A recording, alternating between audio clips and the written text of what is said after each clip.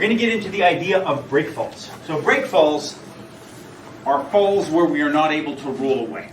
So typically if I'm thrown very hard, and particularly if somebody has hard directional force, or hard directional force that they hold on to, it's difficult to roll away. And part of the training is to know how to roll, how to break fall, and then to know when to do what. That's what we're going to be doing today. In the world of break falls, there is a domain of misunderstanding, right? What we would call fuzzy physics. Yeah. When I first learned how to break fall, it was actually in karate. They taught you how to break fall, and I remember I was a 10-year-old boy, and they taught you how to break fall, judo style, where you're like that, and we would do this, hey, like that, and we were told slap the ground as hard as you can. The harder you slap, and we were training on a gym floor. I was 10, developing body, all that stuff. The harder you slap, the more force you dissipate. That's how it was explained. Then I did that for about 6.5 years, and then when I started doing jiu-jitsu, the first way we learned how to fall was off of real throws, over the shoulder throws. And when you would fall, it was explained that if you land, you don't want to hurt your spine, and traditionally you didn't want to break your swords, right? So that if you were falling over, I just wanted to put my feet down, right? But there was no concept of hitting the ground. It was just stop and absorb, and that was it. And we immediately started doing that on cement. You're in a shoe, you're fine, even in a flip-flop, barefoot, whatever. And so if we went over like that, it was just as softly as you could absorb. And so then naturally when we went into positions, it was just about putting the hand up, right? And so my jits teacher was very, very good. He taught it, it made sense. I was like, oh, you don't need to slap. He said, why would you slap? It's concrete, you're not going to slap, right?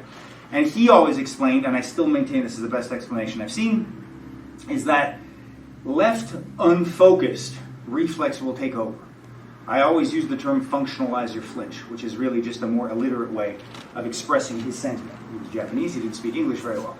But you're going to flinch unless you do something else. If you don't put a thought into your nervous system, flinch is going to take over because that reflex has been there forever. So he always said, if you don't occupy your hands, if you don't occupy them and tell them to do something like slap the ground and touch, they're going to post. And you see it consistently. They post, people go down, they hurt. So he said the most important reason you're putting the hand out in a uniform would teach to slap, because when you slap, if you slap only with the palm or slap only with the fingers, you figure it out immediately. In training right away, you know it's not good. You slap with everything, then that's it. Is it true that if I distribute the surface, it's going to hurt my arm less than if I landed on my elbow, I landed on my hand? Absolutely. Right? I don't want to land on my fingertips. But you'll see people saying the harder you slap, the more force you distribute. Two problems with that. Number one, the arm constitutes about 5 to 7% of your total body mass. Doesn't matter how hard you slap, the remainder of your body is much larger. Secondly, if I think of the wheel is rotating towards the, take a wheel and you're spinning it however fast you want to be spinning it. The outside of the wheel is spinning quite quickly, but at the same point on the inside of the wheel is not spinning as fast, right? So if I whip my arm out as hard as I want, the further my hand goes away from my body, the faster that's rotating. Does that make sense? Mm-hmm. So when you see people, for example, trying to say that they're dissipating force, they're actually creating more force in the hand. Mm-hmm. So how is that dissipating anything? What it is doing is it's slowing down my axial rotation. If I was a figure skater and I wanted to spin fast, would I put my hands out or hold them in tight? Yeah, hold them in tight. Yeah. So if I'm being thrown and I want to slow myself down, if I put my hands close to my body, I'm more likely to, if I'm being thrown fast, I'm more likely to land on and crumple over and hurt my shoulder. So we put it out not because this distributes more force from my body, but it's because it stops me from going over. Imagine being rolled near like a subway track or a flight of stairs. I want to stop myself. You'll see people argue between this and this night and day, right? Okay. If I'm being thrown backwards and my hands go here, I'm okay with it. I've seen some schools that say this distance on a V is better on a back roll, but if I'm being thrown laterally, my hands will go out. Other people will say, look man, your hands go out, they go out. The only rule I would tell you is that if it's high enough that it's hurting my shoulders, it's too high. Number two, if you just keep touching the ground with both hands like this, your hands are occupied, they're going to be less likely to get injured. That's the main reason they're going out. This is not going to magically distribute force. So then you'll see people on the internet trying to prove that it works, and they're smashing concrete and everything else. Again, I can punch cement walls. It doesn't mean it's a good idea. You get away with it for a certain amount of time. What I do want to do is have a relaxed, natural hand form that touches the ground as uniformly as possible. As my body goes out, I do not want to see the hand bouncing back. If it bounces to the extent that it does that, that's fine. If you've ever worked with marble, for example, and you're carving in marble or granite with a hammer, if I take a hammer, a chisel and a hammer, and I go, ugh, and I hold the hammer on the chisel after I hit, the vibration sends cracks all over. Right? You ruin your marble and then you lose your government grant. Yeah, art school. So when you hit, you're always taught hit and then let it resound. And that little, because if I try to hit like that, is that going to fatigue my arm very fast? Yes. Yeah. And if I go like that and I hold it, it's going to destroy my marble. So there's always that.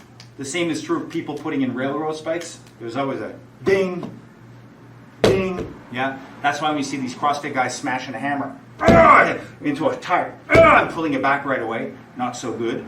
It's taking a lot of force to pull it back and stop the vibration, or putting it there and then holding it there with a muscle pose. All that vibration is going into your shoulder joint. I should hit it and then let it bounce once. That's it, like a punch. If I do that, there's less reverberation in my body. In police work, if I hit and I just leave it there, it's to create a barrier. If I hit and I fix my baton, it's called time on target. If I fix my baton, it's going to vibrate through your leg, right? So you can hit a guy like that with a baton and stick it to him, and he'll crumble like a half second later. If I hit and let it bounce and then just hold it as a barrier, they'll go back and then they'll stop. If I hit and I snap it back, it stays more on the surface. It's like playing pool, whether you put a backspin or not. So I do not want to keep my hand on the ground. Likewise, I do not want to pull it back with speed. So anytime I see guys doing this and pulling it up, there's no value, especially on hard surface, you're going to hurt yourself.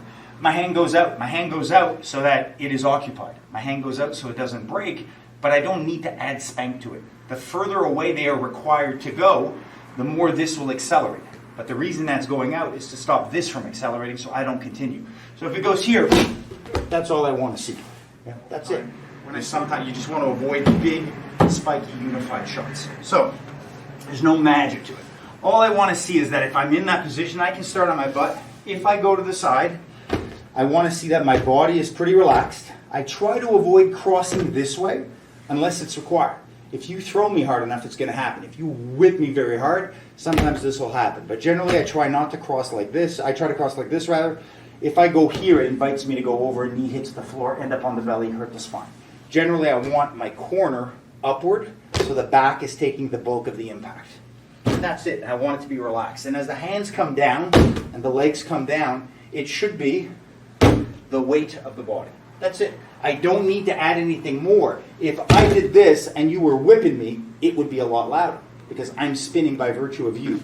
I should not be training this way. That's no value. I'm adding all that spank in the equation for nothing.